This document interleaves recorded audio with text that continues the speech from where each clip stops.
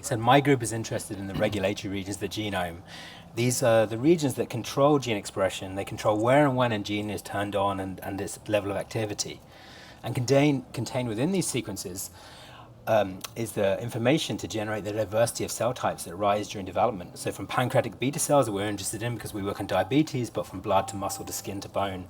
Each of these cells with identical genome, but very different gene regulation, very different gene expression, and that gene expression is caused by the regulatory regions.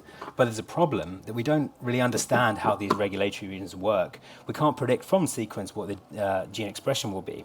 And that's a problem because in disease, we have changes in these sequences result in disease. So I've got two examples here of from the pancreas, so where a change in one of these regions can cause a rare congenital disease. So congenital hyperinsulinism is a disease of the pancreas that we've worked on, but also these changes in these regions can contribute to common diseases such as type 2 diabetes. But progress in identifying these regulatory changes has been limited because we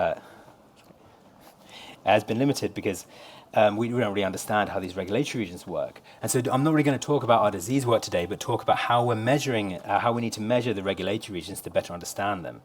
So to know how we measure them, we need to talk about the anatomy of them, what's important, at least to my group, about them. So we have multiple regulatory regions that might be distal, far away from a gene, and a regulatory region at a gene's promoter. And these far away genes might act to control a gene.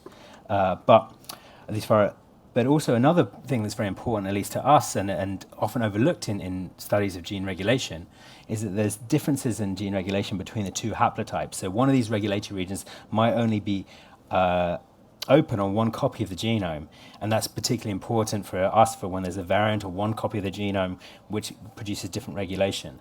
But when we zoom in on one of these regulatory regions, I should say we've also got CpG methylation, which is another layer of gene regulation, or epigenetic gene regulation present here. Then when we zoom in on one of these regulatory regions, we find actually there's multiple transcription factors that are bound simultaneously. And actually our work, plus the work of many people on transcription factors over the years, has really shown that it's the combination of transcription factors that provide specificity and control to gene expression. So we need to be able to detect all of these features. And unfortunately, with standard short-read chromatin accessibility and functional methods, we can't really capture this richness. So with chromatin accessibility methods such as ATAC-seq, DNA-seq, MNA-seq, we're able to sort of fragment the genome and recover the average of the haplotype. That's CpG methylation, but we can't get this, the epigenetics or the haplotype-specific regulation. And then when we zoom in on one of these regulatory regions, we actually fragment all the DNA around the transcription factors, and we're not able to recover which transcription factors were bound to the same molecule. However, we can do this with chromatin stenciling with Oxford Nanopore. So the idea here is we're going to mark accessible base pairs of DNA with a modification.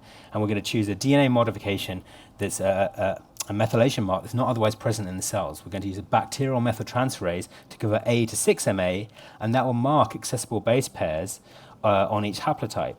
And then when we zoom in on one of these regulatory regions where we might have 3 transcription factors binding, and we can actually mark A's on the forward strand and T's on the reverse strand, the actual methylation pattern will reveal which of the transcription factors were bound. And then we sequence the Oxford Nanopore and we can detect all of these things.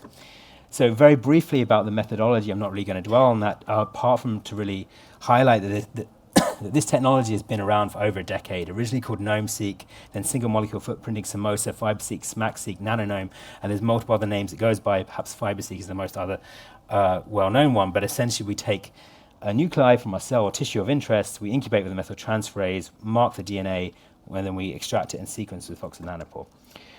Very brief in the data processing, we have a very standardized processing, but as you saw yesterday, there's been new base callers which actually we've already used that are really designed for exactly this. But yeah, we call all context 6MA, and we then call the modifications, we phase in haplotype, and then we phase our reads, and then we call differential methylation.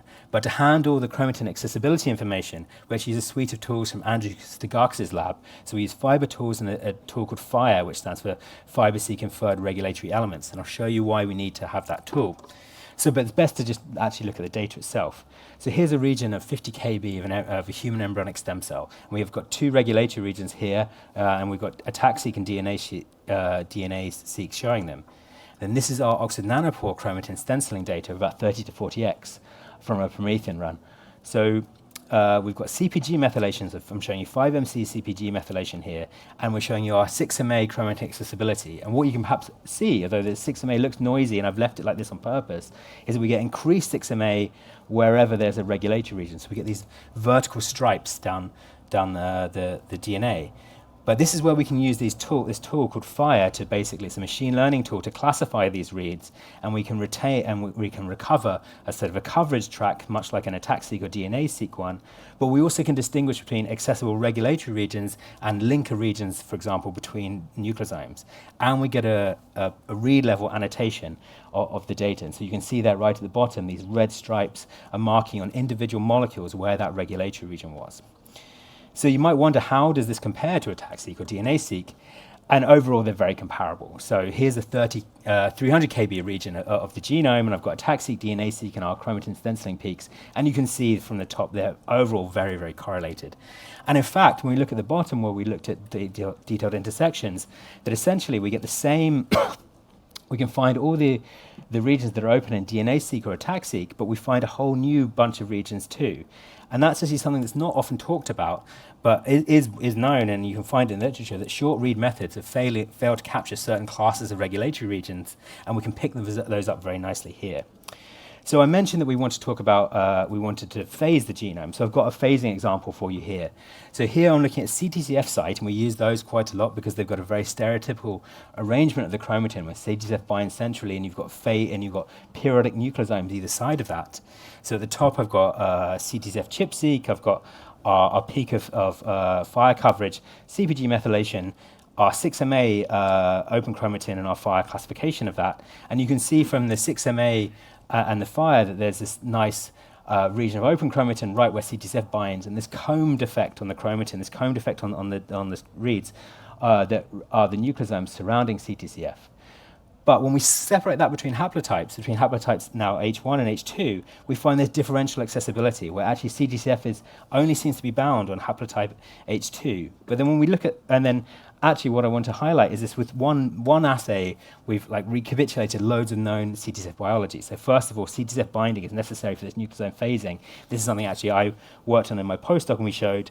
So we only have the nucleosome phasing on haplotype H2 where it's bound. But more importantly, when we zoom in on its binding site, we see that CTCF is known to be a methylation sensitive transcription factor, and its binding site has got heavy CpG methylation on haplotype H1 at the top, which is presumably preventing CTCF from binding. But then on haplotype H2, there's no methylation, and that's where we have the chromatin accessibility and CTCF bound.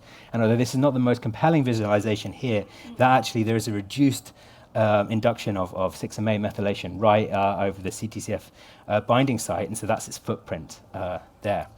So we might wonder, how often do we see open chromatin and differential accessibility and methylation genome-wide?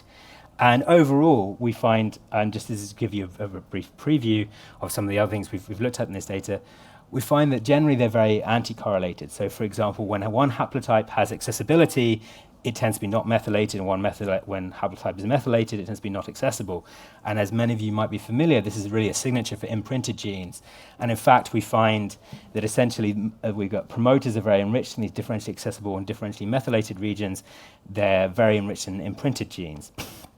But we also get, there's a lot of other richness in this data that I'm not actually showing. I had to cut out the talk because of time, but there's lots of transcription factors that we're finding, where we're finding differential methylation and differential accessibility transcription factors that we didn't really know about previously.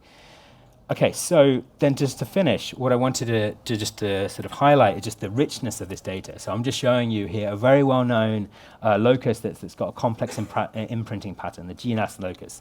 So we've got GNAS and its antisense transcript are present on this locus. And if we focus on GNAS itself and its promoter, we can see the promoter is active is open on haplotype H1, but it's methylated on haplotype H2.